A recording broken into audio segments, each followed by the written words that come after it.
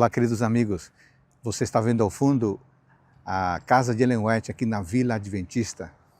É uma bênção estar nesse lugar que nos remonta à época dos pioneiros e nos lembra do compromisso que temos com manter a palavra de Deus como guia para a nossa vida. O capítulo de hoje inclui 4 temas importantes sobre o ministério do apóstolo Paulo. Entre eles estão, em primeiro lugar, os direitos do apóstolo, versos 1 a 5. Depois temos o apoio do obreiro do Senhor e seu direito de ser preservado, versos 6 a 18. Em terceiro lugar, a adaptabilidade de Paulo para cumprir a missão, versos 19 ao 23. E, finalmente, temos a aspiração de conseguir a coroa da vida, uma coroa imperecível, versos 24 a 27. Cada aspecto é um esclarecimento dos direitos de um apóstolo ou de um missionário. Amigos, o apóstolo Paulo explica sobre o apoio financeiro direto da igreja, embora ele tivesse o direito de recebê-lo. Primeiro, ele reivindica o direito de missionário, incluindo os apóstolos, de receber um salário por seu trabalho. Servimos ao Senhor em nosso trabalho, e o Senhor quer que ganhemos o nosso sustento em troca do nosso trabalho.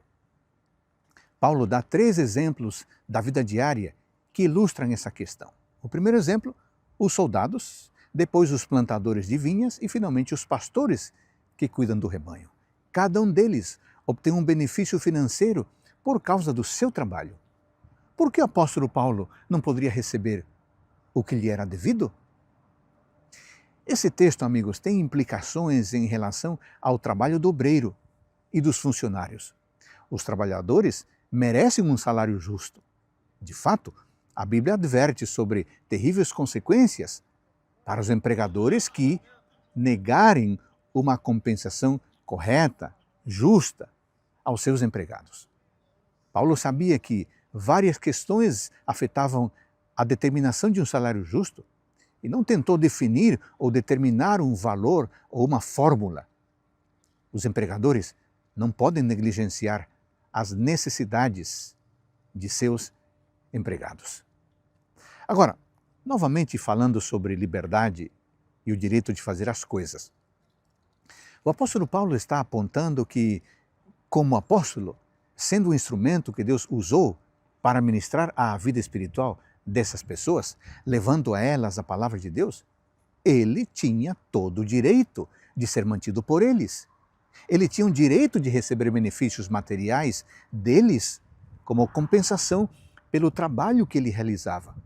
Aliás, um bom trabalho. Aqui vemos o verdadeiro coração de Paulo, remunerado ou não. Isso não importava para ele. O que importava de fato era a obra do Evangelho. Se ele recebesse apoio, continuaria. E se não recebesse apoio, continuaria da mesma forma. O que importava era que a pregação do Evangelho não fosse impedida de forma alguma, por motivo algum. Amigos, é extraordinário quando um ministro renuncia a si mesmo para servir a Cristo, para salvar pessoas.